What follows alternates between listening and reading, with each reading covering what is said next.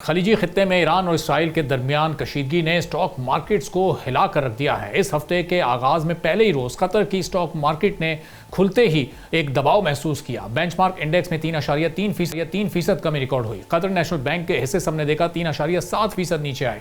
Qatar Islamic bank के shares में 5.2% की बड़ी कमी हुई, जो अगस्त 2023 के बाद सबसे बड़ी गिरावट है।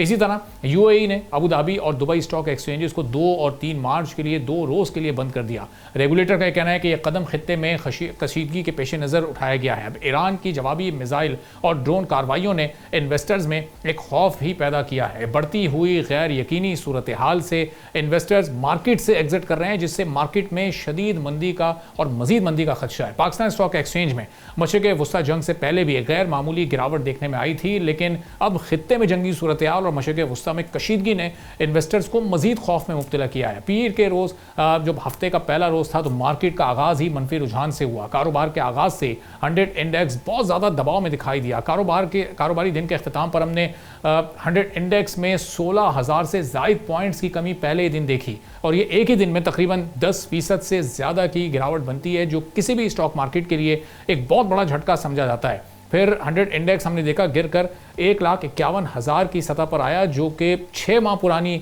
एक सतह है। अगस्त 2025 में हमने देखा था कि 1.5 लाख को इस इंडेक्स ने क्रॉस किया था, तो चंद माह कबल ये 100 इंडेक्स हमने 1,90,000 से भी ऊपर जाते हुए देखा है। तो अब इसका मतलब ये कि चंद ही घंटों में हमने सब कुछ तहस नहस होते देखा है। अरबों रुपए की मार्केट वैल्यू खत्म होते देखी है। एक गिरावट ऐसे वक्त में आई है जब गुज़िश्ता 3 वर्षों में मार्केट ने गैर मामूली मुनाफा दिया था। अब हम 2023 से अगर बात करें तो इसी मार्केट ने 55% इजाफा दिखाया था, और इसी तरह 2024 में 84% हमने मुनाफा होते देखा। फिर 2025 में 51% सालाना रिटर्न देखने में आया, और इसी तेज़ी की वजह से इन्वेस्टर्स की तादाद भी यहाँ पर 2,75,000 से बढ़कर अब 5 लाख की सतह को भी क्रॉस कर चुकी है। यानी जून 2022 से अब तक 83% इजाफा हुआ है इन्वेस्टर्स में। सिर्फ जनवरी 2026 में ही 20,000 से ज़ायद नए इन्वेस्टर्स ने मार्केट में कदम रखा है। लेकिन अचानक ये जियोपॉलिटिकल खतरात जब आए तो उन्होंने इस रफ्तार को धचका पहुंचाया है, और असल खतरा अब तेल की कीमतों में इजाफे का है। पाकिस्तान सालाना 15 से 16 अरब डॉलर का पेट्रोलियम इंपोर्ट करता है, और अगर आलमी मंडी में तेल 10% महंगा हो जाए तो इंपोर्ट बिल में तकरीबन 1.5 अरब डॉलर का इजाफा हो सकता है। और यहाँ तो मामला इससे आगे का दिखाई दे रहा है। अब इससे महंगाई भी बढ़ेगी, रुपए की कीमत पर भी दबाव आएगा, और इंटरेस्ट रेट कम होने का इम्कान भी खत्म हो जाएगा। और इन तमाम फैक्टर से कॉर्पोरेट प्रॉफिट भी मुतासर होता है, खासतौर पर सीमेंट के अलावा ऑटो सेक्टर्स में, और साथ ही बैंकिंग और ऑयल सेक्टर पर भी इसका दबाव आने का इम्कान है। अब इस सिलसिले में इन्वेस्टर्स का रवैया भी बहुत अहम हो सकता है, बहुत ज़्यादा मोहतात हो सकता है, और इस सूरत हाल में लोग ज़ाहिर है बहुत तेज़ी के साथ शेयर बेचने लगते हैं। हालात मजीद ख़राब हुए तो फॉरेन इन्वेस्टर्स भी रकम निकाल सकते हैं, और इससे इंडेक्स मजीद भी नीचे आ सकता है। अगर मशरिक़ वस्ता में कशीदगी तवील हो गई तो मार्केट में 20 से 25% तक बड़े करेक्शन का क्या खदशा मौजूद रहेगा। ये जो हालिया हमने गिरावट देखी है, ये सिर्फ एक ही दिन का ये मामला है, या फिर खुदा न खास्ता ये आगे भी अगर चलता है तो इस ये जो चैलेंजेस होंगे इनसे कैसे पाकिस्तान निपटेगा, और अब इन्वेस्टर कॉन्फिडेंस दोबारा कैसे बहाल होगा, मार्केट स्टेबिलिटी दोबारा कैसे आएगी, इस पर हम बात करेंगे। एहसन मेहनती साहब MD एंड CEO हैं, आरिफ हबीब कमोडिटीज़ के हमारे साथ मौजूद हैं। एहसन साहब, बहुत शुक्रिया प्रोग्राम के लिए। आपने जब हफ्ता शुरू हुआ पहले दिन इतना बड़ा झटका मार्केट को मिला कि वो 6 महीने पुरानी वाली सतह पर चली गई, तो अब अगर ये कशीदगी खुदा न खास्ता बढ़ती है, प्रोलॉन्ग होती है, तो फिर क्या मामलात रहेंगे स्टॉक मार्केट के और पाकिस्तान की ओवरऑल इकोनॉमी के?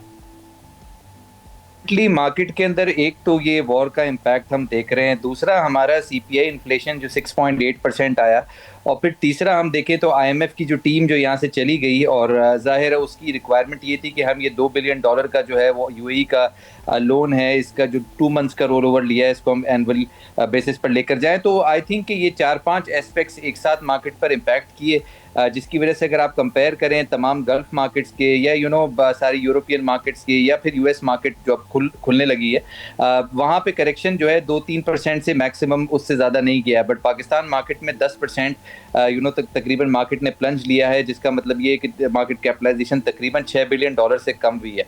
और इसकी वजह यही है कि हमारे इश्यूज जो हैं वो ज़्यादा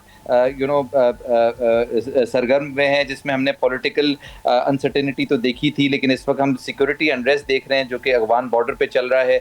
लोकली भी जो कराची के अंदर अटेम्प्ट्स हुई हैं जिसके अंदर लाइव्स गई हैं, आई थिंक कि वो भी एक मेजर रीज़न है जिसकी वजह से जो है प्रोलॉन्ग भी है ये मार्केट के अंदर जो करेक्शन। तो हमारे जो प्रॉब्लम्स थे वो इस वॉर से बढ़ के थे, जिसके अंदर प्राइमरीली इन्फ्लेशन एक प्रॉब्लम है, आगे इंटरेस्ट रेट्स के जो जो उसका स्टेटस को रखा गया है, आगे उसका क्या फ्यूचर है, और फिर हमारा इन्फ्लेशन अगर वो बढ़ता गया तो स्टेट बैंक किस तरह से जो है स्टेटस को मेंटेन करेगा, पॉसिबली इंटरेस्ट रेट बढ़ सकते हैं। तो ऐसे साहब, ये जो नए इन्वेस्टर बहुत तेज़ी के साथ मार्केट में आ रहे थे, जनवरी में 20,000 और पिछले अगर हम चंद महीनों को कलेक्टिवली देखें तो 5 लाख इन्वेस्टर्स का फिगर भी क्रॉस किया जा चुका है। बहुत तेज़ी के साथ ये 2.25 लाख लोगों ने इसमें मार्केट में एंट्री दी है।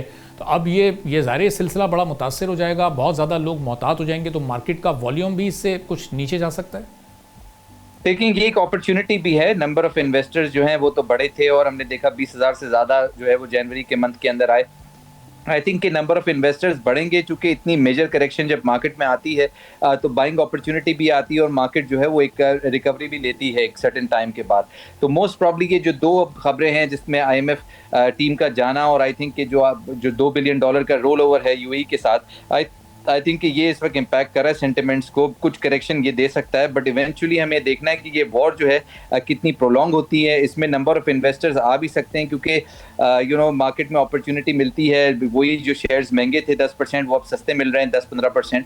तो इन्वेस्टर्स हो सकता है नए इन्वेस्टर्स आए और वो नई पोजीशन लेकर जो है मार्केट को सपोर्ट करें। तो ऐसा अभी तो ये लग रहा है कि बज़ाहिर ज़ाहिर है चंद रोज़ तक तो ये मामला चलना है, चूँकि ईरान भी अपनी एक पोजीशन ले चुका है और वो ज़ाहिर है रेजिस्टेंस शो कर रहा है, वो रिएक्शन अपना दे रहा है। तो अगर ये सिलसिला चलता है 2-3 वीक्स तक तो ये मार्केट अभी इसी तरह एक डाउनवर्ड ट्रेंड इसका जारी रहेगा, कुछ स्टेबिलिटी इसमें रह सकती है, चूँकि ग्रोथ तो बज़ाहिर होती है इसमें मुमकिन नज़र नहीं आ रही है अगले चंद रोज़ में, या कम से कम इस हफ्ते में। तो जी बिल्कुल, 10 से 20 दिन भी ये मार्केट के अंदर अगर ये वॉर के साथ मार्केट चलती रही तो आई थिंक कि काफ़ी इम्पैक्ट इन्वेस्टर्स को पड़ सकता है।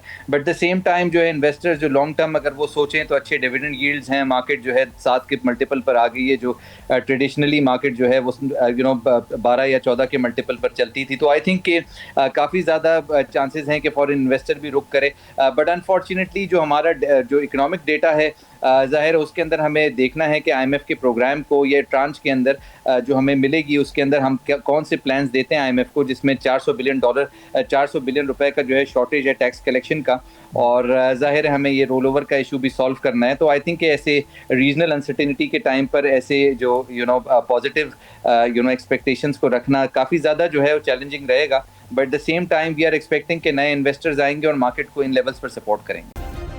सब्सक्राइब करें और बेल दबाएं ताकि कोई खबर रह न जाए।